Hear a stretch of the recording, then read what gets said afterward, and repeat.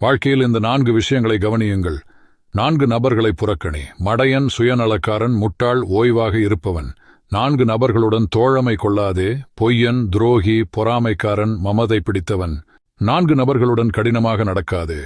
அனாதை, ஏழை, முதியவர், நோயாளி. 4 நபர்களுக்கு உனது கொடையை தடுக்காதே. மனைவி, பிள்ளைகள், குடும்பம், சேவகன். 4 விஷயங்களை ஆபரணமாக அணி. பொறுமை, சாந்த குணம், அறிவு, அன்பு.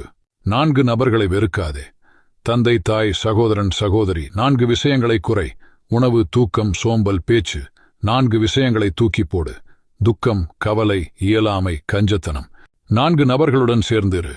மன தூய்மை உள்ளவன், வாக்கை நிறைவேற்றுபவன், கண்ணியமானவன், உண்மையாளன். 4 விஷயங்கள் செய். தியானம், யோகா, நூல் வாசிப்பு, உடற்பயிற்சி, சேவை செய்தல். வாழ்க்கை வளம் பெற இத்தகைய செயல்களை யாரெல்லாம் நம்மோடு இருப்பார்கள், விலகுவார்கள் என்று காலம் முடிவு செய்வதில்லை. அவரவர்களின் வார்த்தையும் நடத்தையும் தான் முடிவு செய்கிறது. வாய் தவறி விழும் பேச்சுக்கள் கை தவறி விழும் கண்ணாடியை விட கூர்மையானது.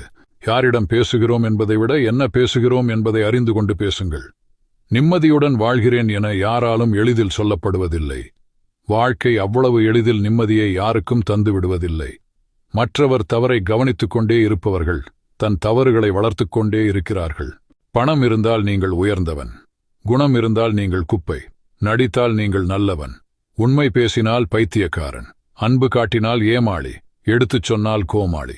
இறைவன் தனக்கு பிடித்தவர்களுக்கே அதிக பொறுப்புகளை கொடுத்து அதன் பொருட்டு சோதனைகளை ஏற்படுத்தி பக்குவத்தையும் நிதானத்தையும் பரிசளிக்க விரும்புகிறான்.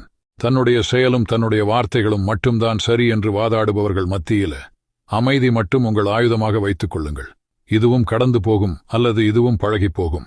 நிலை என்று ஒன்றுமில்லை இவ்வுலகில். ஒவ்வொரு சோகமும் துன்பமும் வாழ்க்கையில் நல்ல பாடத்தை கற்றுத்தரவே வருகின்றது. யாரும் உங்கள் கண்ணீரை பார்ப்பதில்லை. யாரும் உங்கள் கவலைகளை பார்ப்பதில்லை. யாரும் உங்கள் வலிகளை பார்ப்பதில்லை. ஆனால் எல்லோரும் உங்கள் தவறை மட்டும் பார்ப்பார்கள். மனிதனும் வாழை மரமும் ஒன்றுதான்.